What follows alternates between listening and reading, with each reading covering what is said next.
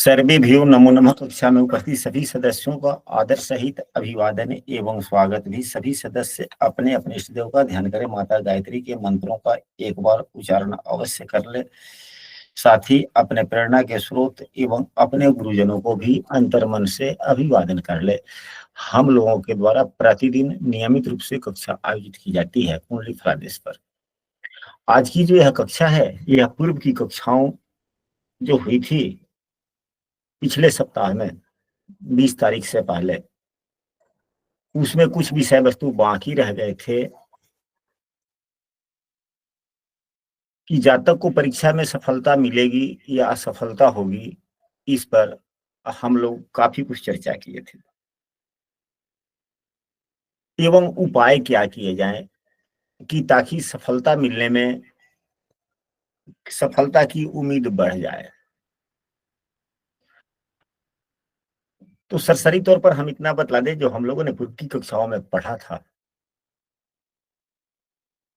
उसमें उच्च शिक्षा के लिए जब भी कुंडली में कोई अच्छे योग बनते हैं, जैसे कि पंच महापुरुष योग हो, बुधादित्य योग हो, गजकेसरी योग हो, शारदा योग हो, सरस्वती योग हो, महाभाग्य योग हो, इस प्रकार के योग होते हैं तो यह उच्च शिक्षा की तरफ लेकर जाता है, विद्या की निपुणता की तरफ लेकर जाता है। और जिसको उच्च शिक्षा या विद्या की निपुणता जिसके पास में होती है, वही परीक्षा में सफल भी होता है।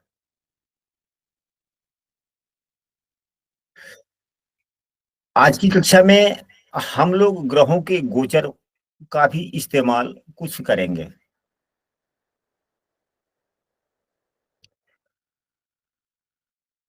यदि कुंडली में हम लोगों ने जो पिछली कक्षा की थी 20 तारीख के दिन, शायद आखिरी परीक्षा में, तो वहां पर हमें याद आ रहा है कि हमने कहा था कि कुंडली में गजकेसरी योग बन रहा हो और वह गजकेसरी योग शुभ भावों से संबंध रखता हो, तो परीक्षा में सफलता मिलने की उम्मीद बढ़ जाती है। यहाँ पे देव गुरु बृहस्पति नवम भाव में है एवं चंद्रमा तीसरे भाव में है। कम से कम छठे, आठवें, 12वें में तो नहीं। छठे, आठवें, 12वें में तो नहीं। हालांकि किसी भी भाव से संबंध बनाकर गजकेसरी योग बनता है तो लाभ ही देता है। किसी भी भाव से संबंध बनाता है तो लाभ ही देता है। 12वें भाव में थोड़ी सी समस्याएं देता है। यदि देव गुरु बृहस्पति 12वें भाव में हो जाए, चंद्रमा यहाँ हो जाए, या चंद्रमा यहाँ हो जाए, देव गुरु बृहस्पति यहाँ हो जाएंगे, तो गजकेसरी योग तो बना ही बना। यानी कि एक दूसरे से केंद्र में होने से गजकेसरी योग बनता है। तो जब भी व्यक्ति परीक्षा के लिए, उच्च शिक्षा के लिए, परीक्षा के लिए तैयारी करता है, तो अक्सर वह घर से बाहर ही रह के करता है। और छठा भाव परीक्षा का है, तो यह गजकेसरी योग बना। और जातक जब घर से बाहर रह के अध्ययन अध्यापन करता है, छठे भाव का काम करता है, तो इस भाव से संबंध बनाकर अगर गजकेसरी योग बनता है तो लाभ ही देता है। संबंधित भावों का काम तो संबंधित भावों का ही हो रहा है, इसलिए लाभ मिलता है। अगर 8वें भाव से भी संबंध बनाकर करता है, अगर चंद्रमा यहाँ हो या देवगुरु बृहस्पति यहाँ हो, एक दूसरे यहाँ हो जाए, तो भी 8वें भाव से आकस्मिक सोच की बात देखी जाती है, तो यह भी लाभ ही देता है परीक्षा में। या 8वां भाव परिवर्तन का भी है।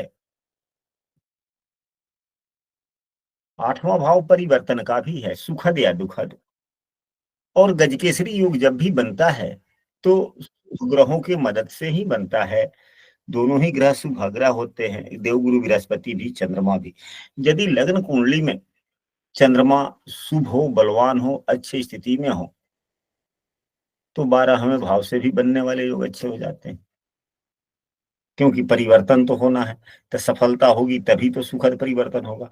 हाँ, इन बुरे भावों में होकर गजकेसरी योग बन रहा हो और किसी पाप ग्रहों के द्वारा दृष्टि, जैसे कि मंगल देव यहाँ पर है, देख रहे हैं, लेकिन ये भाग्य भाव के स्वामी है। भाग्य को बलवान करना मंगल का काम है। इस उदाहरण कुंडली में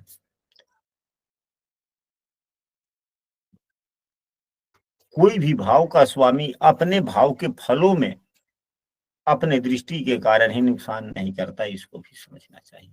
हाँ, कोई ग्रह अगर पाप युक्त है, शत्रु ग्रहों से दृष्ट है, तो अगर 8वें भाव में तो परिवर्तन होगा, यानी कि नौकरी ना होगी, ये नहीं ना। यहाँ तक हम लोग गजकेसरी योग तक तो हम लोगों ने पिछली कक्षा में पढ़ा था ना। गुरुजी गजकेसरी योग ने नहीं पढ़ा था। अच्छा, गजकेसरी योग भी होता है तो यह भी सफलता की तरफ लेकर जाता है, परीक्षा में सफलता देने के योग यह भी दे देता है। कुंडली में गजकेसरी योग अगर बन रहा हो तो कुछ लाभ की संभावना है, परीक्षा में सफलता की संभावनाएं बन जाती है। यदि कोई कक्षा में नया है और हमारे प्रतिदिन की कक्षा में शामिल होना चाहते हैं तो स्क्रीन पर दिख रहे नंबर पर व्हाट्सएप पर कक्षा में कंटिन्यू हो सकते हैं, या इस वीडियो के डिस्क्रिप्शन में हमने अपने व्हाट्सएप समूह का लिंक भी दे दिया, वहां से भी शामिल हो सकते हैं। यदि आपको कक्षा अच्छी लगती है तो इस वीडियो को आप अपने मित्रों को शेयर कर सकते हैं। इस वीडियो के डिस्क्रिप्शन में हम पिछली वीडियो का भी लिंक दे देंगे, यदि आप लोगों से डिलीट हो गया है तो वहां से भी देख सकते हैं। इसके बाद में दूसरे सूत्र पर हम लोग चलते हैं कि देवगुरु बृहस्पति लग्न में हो, हालांकि इस कुंडली में नहीं है, लग्न पर दृष्टि होना अलग बात है, लग्न में बैठना अलग। तो देवगुरु बृहस्पति लग्न में हो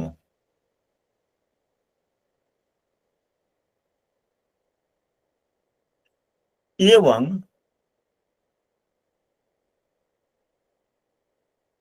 देवगुरु बृहस्पति लग्न में हो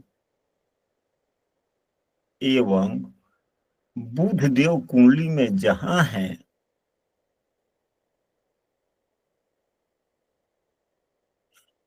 देवगुरु बृहस्पति लग्न में हो एवं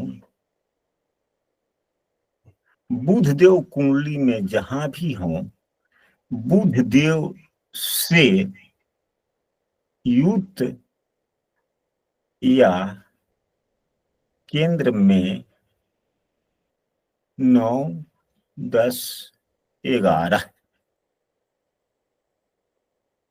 ये स्वामी हो।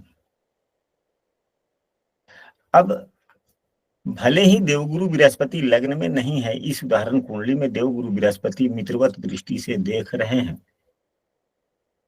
तो नहीं बैठना, अगर बैठते हैं तो ज्यादा फल देंगे, दृष्टि दे रहे हैं तो कुछ ना कुछ तो अपना गुण दे ही रहे हैं, यानी कि कुछ लाभ मिला, एक नियम तो कुछ लागू हो रही है। अब बुध देव को देखते हैं, बुध देव यहाँ पर बैठे हुए हैं तीसरे भाव में, और कौन से ग्रह को केंद्र में होना है या युक्त होना है, तो 9वें भाव के स्वामी, इस उदाहरण कुंडली में 9वें भाव के स्वामी मंगल देव हो गए, 10वें भाव के स्वामी शुक्र देव हो गए, 11वें भाव के स्वामी बुध देव हो गए, तो स्वयं बुध हो ही गए 11वें भाव के स्वामी, तो बुध देव से युक्त होना या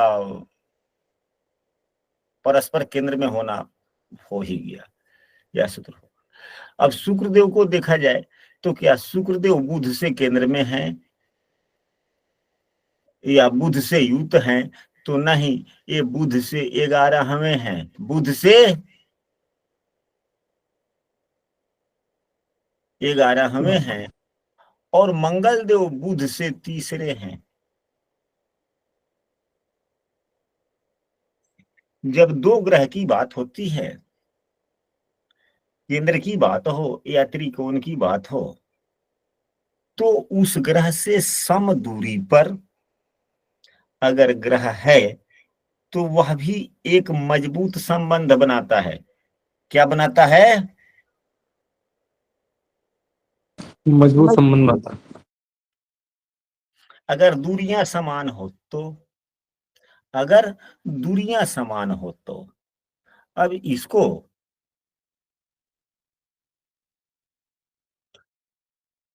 हम लोग आवश्यकता पड़ेगा तो लग्न कुंडली की भी चर्चा कर लेंगे, दशमांश कुंडली की भी चर्चा करेंगे। पहले इस जो अभी हमने कहा कि बात यहाँ पर केंद्र में है या युति की है, और यहाँ पर मंगल एवं शुक्र बुध से समान दूरी पर हैं, यानी कि एक तरफ भाव से 3 घर पीछे, यानी कि 11वें भाव में, एक तरफ भाव से 3 घर तीसरे भाव आगे, दोनों समान योग हो गए। इसको कहते हैं बंधन योग, या इसको कहते हैं परेशान योग, या इसको कहते हैं सपोर्ट योग। अगर जिस ग्रहों की बात की जाए वह ग्रह उस ग्रह से पीछे, अगर 2 ग्रहों की चर्चा की जाए और एक ग्रह जैसे शुक्र से 2 ग्रह की युत दृष्टि की बात कर ली जाए कि सूर्य राहु से युत दृष्टि है तो अच्छा फल देगा। तो शुक्र के 12वें एक हो गया, शुक्र के दूसरे यह होगा, यानी कि करतरी में हो गया, 11वें भी बैठ जाए और तीसरे भी बैठ जाए, या चौथे बैठ जाए, 10वें बैठ जाए, 9वें बैठ जाए, या यहाँ बैठ जाए, या छठे बैठ जाए, 8वें या छठे बैठ जाए, तो समान दूरी पे बढ़ जाए। यह भी एक प्रकार का संबंध होता है जो अच्छा संबंध है। अगर खराब करने वाले योग लागू होते हैं, अगर बनते हैं, तो यह खराब देंगे, असफलता देंगे। यदि सफलता देने वाले योग हैं तो सफल देंगे। तो यहाँ पर तो चर्चा हुआ कि यदि गुरुदेव की स्थिति लग्न में हो तो देवगुरु बृहस्पति भले ही लग्न में नहीं है, लग्न को देख रहे हैं, एवं बुध से केंद्र में या बुध से युक्त या बुध को प्रभावित करने के क्षेत्र में कौन कौन से हों, तो 9, 10, 11 के स्वामी, तो यहाँ पर प्रभाव तो दे रहा है, सफलता की उम्मीद बनती है। यह सूत्र हाँ गुरु बोला जी जाए। यहाँ पर एक चीज पूछना है कि यदि गुरु लग्न में है और बुध से जो ग्रह युक्त है वो 9वें का स्वामी भी है, परंतु 9वें भाव का स्वामी अपने से 12वें होकर के बुध के साथ बैठ गया, तो भी देगा वो फल? नहीं नहीं, एक बार इसको जरा सा बोल दीजिए, जरा हम कुंडली पर लिख देते हैं फिर बना। गुरुदेव लग्न में बैठे हैं हाँ और बुध देव अष्टम भाव में है, हाँ, और 9वें का स्वामी नौवें में अपने से 12वें होकर के,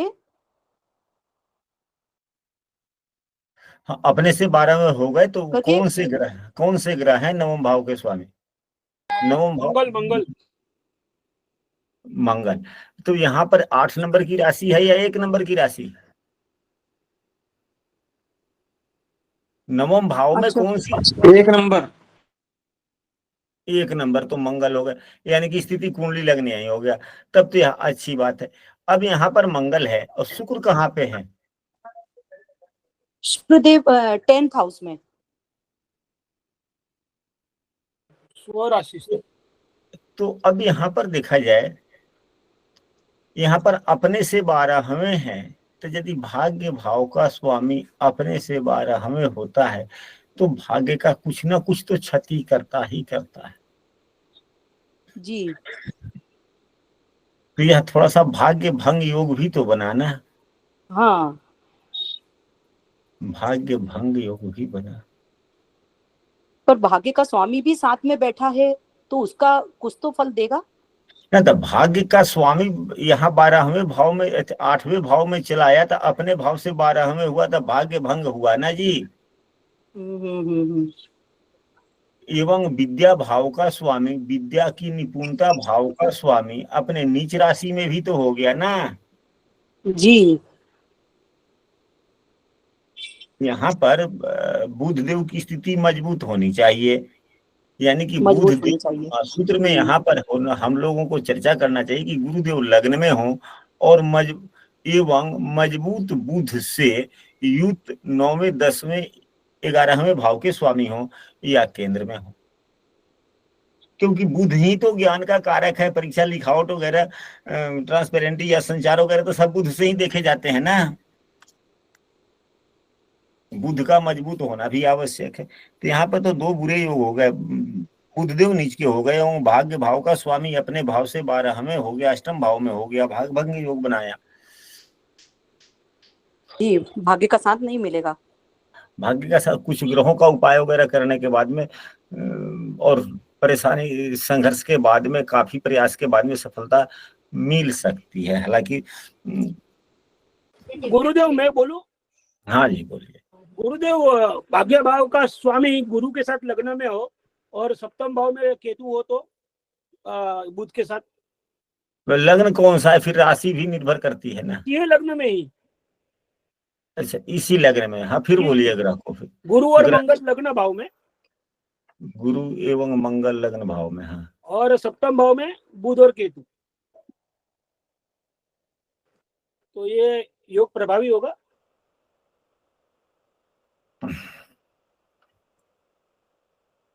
प्रभावी हो जाएगा। धन्यवाद गुरुदेव।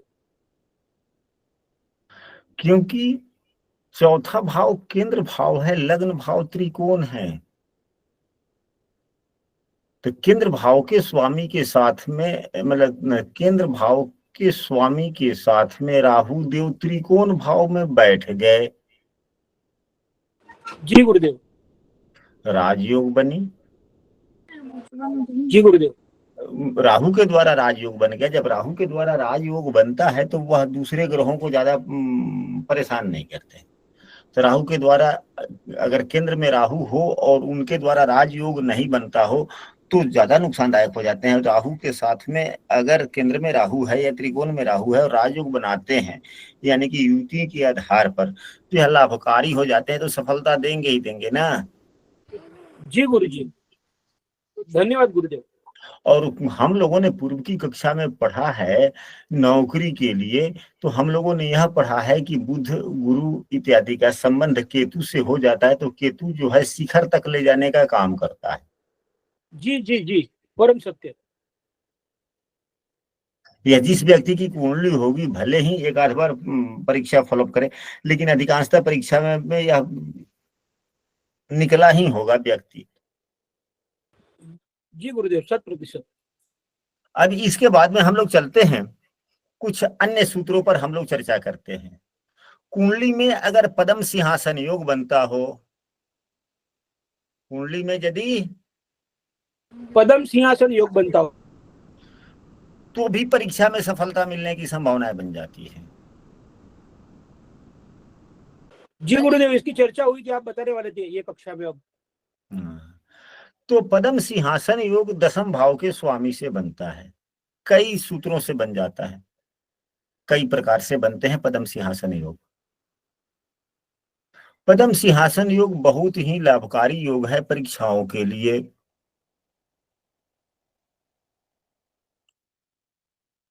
इसके फायदे क्या हैं? तो सबसे पहला तो यह होता है कि धन संचय में समस्या नहीं होती। पद्म सिंहासन योग से लाभ यह होता है कि धन संचय में समस्याएं नहीं होता। दूसरा कि नौकरी मिलने की संभावनाएं बढ़ जाती है।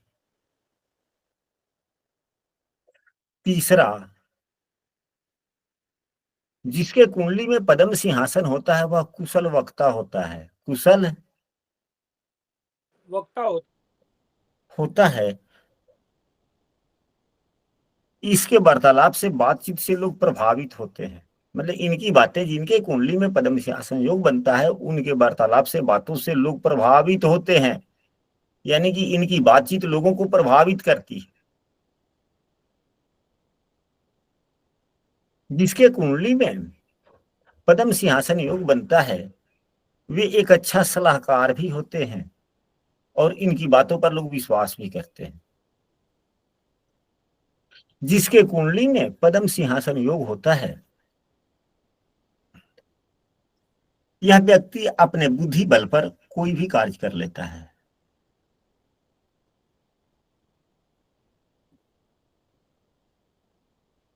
छठा होता है कि इस योग के प्रभाव से यह शार्प माइंडेड व्यक्ति को बनाता है। क्या बनाता है? तीक्ष्ण बुद्धि वाला। तीक्ष्ण बुद्धि वाला बना देता है। और जिसके कुंडली में पद्म सिंहासन योग बनता है वह व्यक्ति अपने भाग्य का निर्माता स्वयं होता है। अपने परिवार के प्रतिष्ठा से कहीं कई गुना अधिक प्रतिष्ठावान अपने कर्मों के बल पे हो जाता है। इसे कहते हैं पद्म सिंहासन योग। जिसके कुंडली में पद्म सिंहासन योग होते हैं, ऐसे व्यक्ति अपने मित्रों के साथ समय बिताना ज्यादा पसंद करता है।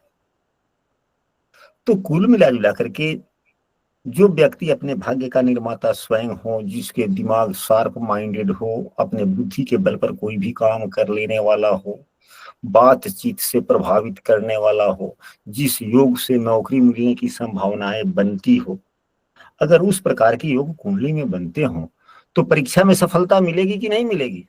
100% 100%। गुरुजी कैसे बनता है जरा बता दीजिए। हाँ, तो अब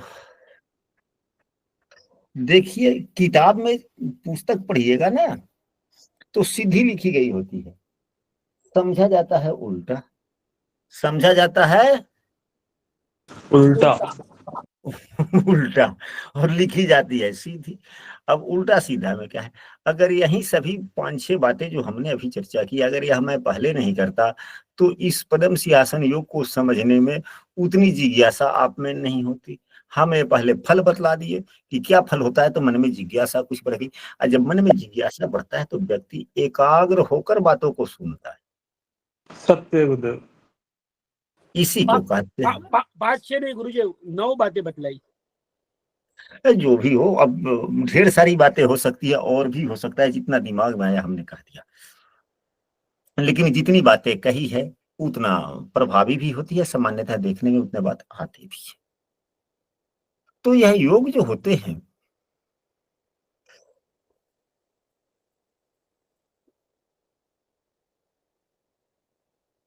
दसवें का स्वामी लग्न में हो, दसम भाव का स्वामी लग्न में, यानी कि 10वें का स्वामी लग्न में हो, चौथे का स्वामी 5वें में हो। अब यहाँ चौथे का स्वामी, दसम का स्वामी लग्न में है, चौथे का स्वामी 5वें में है, सातवें भाव का स्वामी 9वें भाव में हो,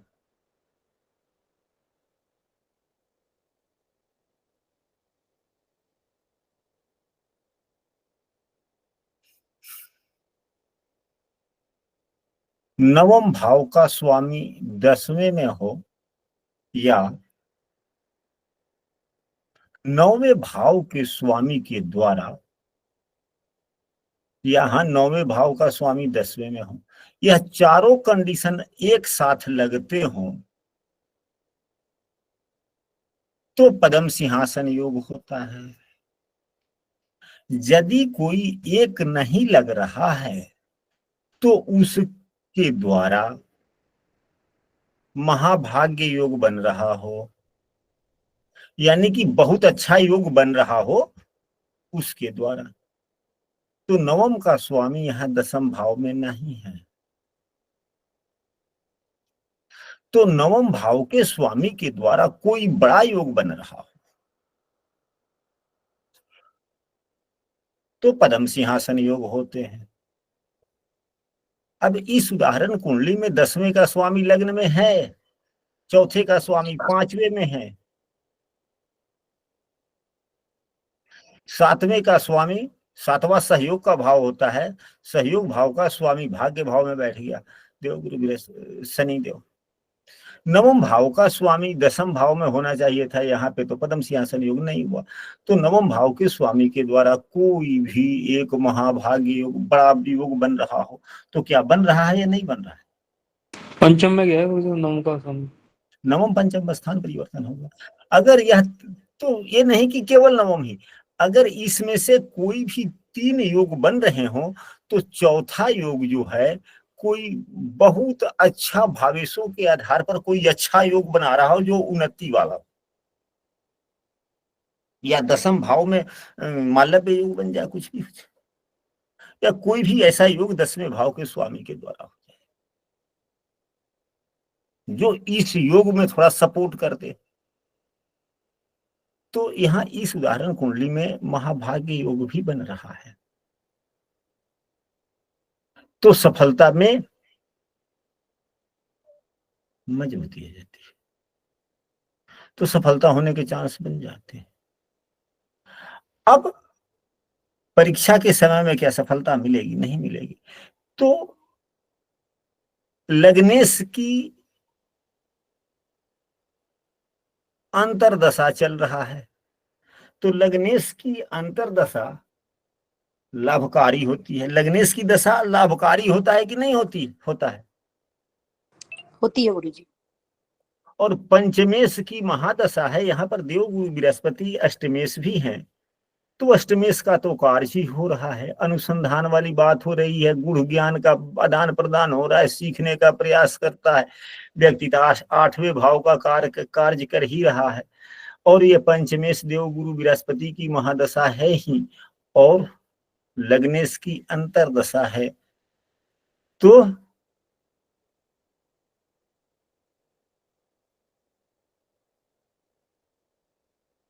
लाभ मिलने की संभावना है। दशा तो अनुकूल है ना जी, पूरी पूरी है गुरुदेव संभावना। इसके बाद में अगर 8:25 तक है, उसके बाद में अगर चंद्रमा की भी अंतरदशा है, तो चंद्रमा 12वें भाव के स्वामी हैं, जो तीसरे भाव में बैठ गए। तो हम लोग ही नहीं, कई विद्वान भी कहते हैं, और हमारे ऋषि शर्मा जी भी कहा करते थे जब क्लास में शामिल हुआ करते थे, अब पुनः शामिल होंगे बरकुंडली के दिन। तो हम लोगों ने अनुभव में भी पाया है कि जो बुरे भाव के स्वामी होते हैं, उनका कमजोर होना ही अच्छा है। अगर बुरे भाव के स्वामी ज्यादा मजबूत हो जाएंगे तो ज्यादा अशुभ फल देंगे ना। यानी कि आपका यह शत्रु है, तो शत्रु जितना कमजोर होगा उतना ही अच्छा है, या शत्रु मजबूत होगा तो अच्छा होगा? कमजोर होना चाहिए। जितना शत्रु कमजोर होगा उतना अच्छा। तो यहाँ 12वें भाव का स्वामी क्या है? छीन भी है। और वैसे 12वें भाव के स्वामी की जब दशा चलेगी, तो यह तो काम भी तो व्यक्ति घर से बाहर ही रह के करता है। यानी कि जब व्यक्ति लड़का विद्यार्थी जब परीक्षा देता है, तो अधिकांशतः विद्यार्थी जो होता है 95%, 97, 98%, वह घर से बाहर ही, कल्चर से बाहर ही रह के वह परीक्षा की तैयारी करता है।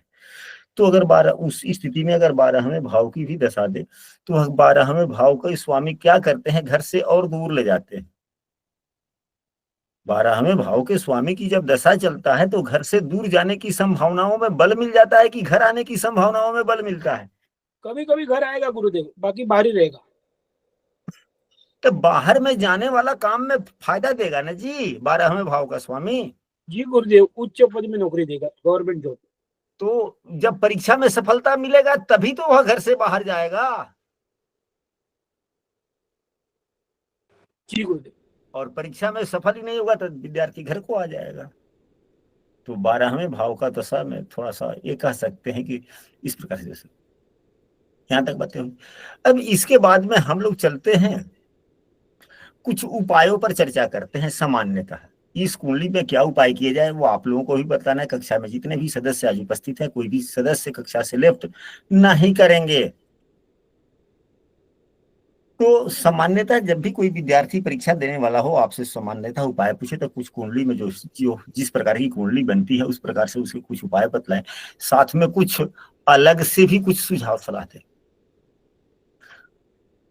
सबसे पहले तो उन्हें क्या कहें कि गायत्री मंत्र, क्या कहें? गायत्री मंत्र। गायत्री मंत्र का कहें, पाठ उठ करने के लिए, स्मरण करने के लिए। गायत्री लौकिक हुआ, गायत्री यंत्र हुआ, ये सभी। तो इससे होता क्या है, यह गायत्री मंत्र का जब हम उच्चारण करते हैं या करने की सलाह देते हैं, तो तीव्र स्मरण शक्ति होती है, बढ़ती है, यश कीर्ति बढ़ने का काम होता है। जो विद्यार्थी परीक्षा देने वाला होता है, उसकी माता को चाहिए कि गणेश चतुर्थी व्रत करे।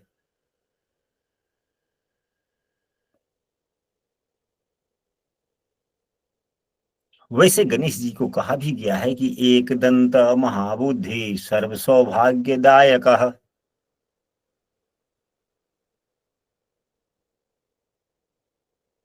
एक दंता महाबुद्धि सर्व सौभाग्यदायक, सर्व सिद्धि करो देवा गौरी पुत्र विनायक।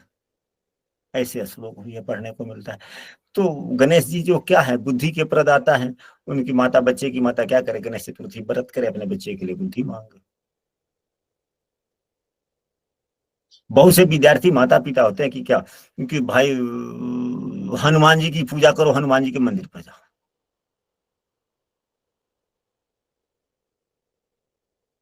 तो रामायण हो या हनुमान चालीसा हो, एक एक चौपाई अपने आप में सिद्ध मंत्र है या नहीं है? चाहे दुर्गा सप्तशती हो, एक एक चौपाई, एक एक दोहा अपने आप में सिद्ध है या नहीं है?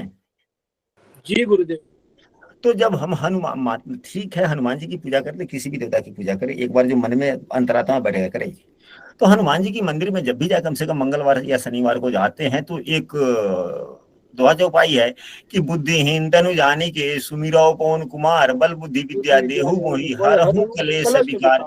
पूरा हनुमान चालीसा न पढ़ करके कम से कम 100 बार, 108 बार एक माला इसी को पढ़े हनुमान जी के सामने। तो जो आपको, आप पूरी हनुमान चालीसा पढ़ेंगे तो पूरा रामायण है, पूरी सभी कुछ उसी में। आपको जो कमी है आप वही मांगे ना। पूरा हनुमान चालीसा में अगर पूरा ब्रह्मांड है, पूरा रामायण में अगर पूरा ब्रह्मांड है, पूरा सप्तशती में अगर पूरा ब्रह्मांड है, तो उस ब्रह्मांड में आपको क्या आवश्यकता है? बुद्धि की आवश्यकता है ना। जी गुरुदेव। जी गुरुदेव।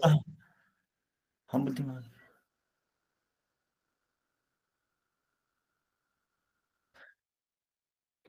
कुछ टोटके वगैरह भी माताएं करती है, लोगों को करना चाहिए था। अगर कोई विद्यार्थी परीक्षा देने वाला है तो सफलता के लिए कुछ टोटका भी करना चाहिए। तो पंडित जी से पूछे, कोई शुभ मुहूर्त पता करे। उस शुभ मुहूर्त में विद्यार्थी जिस टेबल कुर्सी पर बैठ के पढ़ता है, उस टेबल पर गणेश जी का फोटो, मूर्ति, और साथ में सरस्वती जी का रखें। शुभ मुहूर्त में रखें, जिस रोज चाहे उसी रोज रख दिए तो फिर फायदा था। एक जब किसी खास मुहूर्त पर हम कोई काम कार्य करते हैं तो लगाव कुछ दूसरा ही बढ़ जाता है।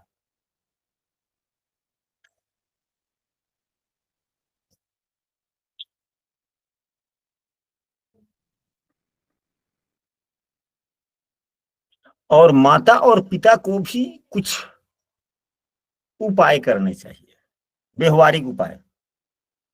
अगर विद्यार्थी पढ़ रहा हो तो माता पिता को सबसे ज्यादा उपाय करने पड़ते हैं।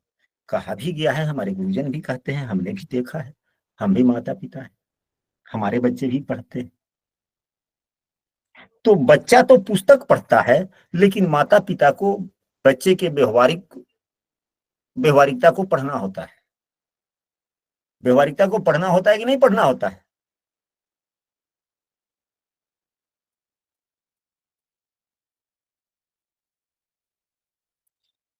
तो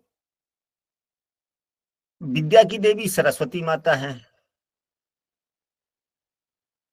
सरस्वती माता के दोनों हाथों में क्या है? बीना है कि नहीं है? वीणा पुस्तक धारणी मुबेदा। बीना है। बीना से क्या निकलता है? आवाज निकलता है ना। जी गुरुदेव। अगर बीना के तार अत्यधिक टाइट कर दिया जाए, तनाव दे दिया जाए, टाइट तनाव जो भी कहे, तान दिया जाए, तो क्या हो जाएगा? तार टूटेगा कि नहीं टूटेगा? टूट जाएगा गुरुदेव। फिर आवाज ही नहीं निकलेगी। और ज्यादा ढीला करके रखेंगे तो क्या होगा? आवाज देगा। तार तो नहीं टूटेगा, लेकिन आवाज ही नहीं देगा। सुर ही नहीं आएगा। सुर ही नहीं आएंगे। इसलिए बच्चे को व्यवहारिक तौर से ज्यादा ढीला भी नहीं छोड़ना चाहिए, ज्यादा तनाव में भी नहीं देना चाहिए।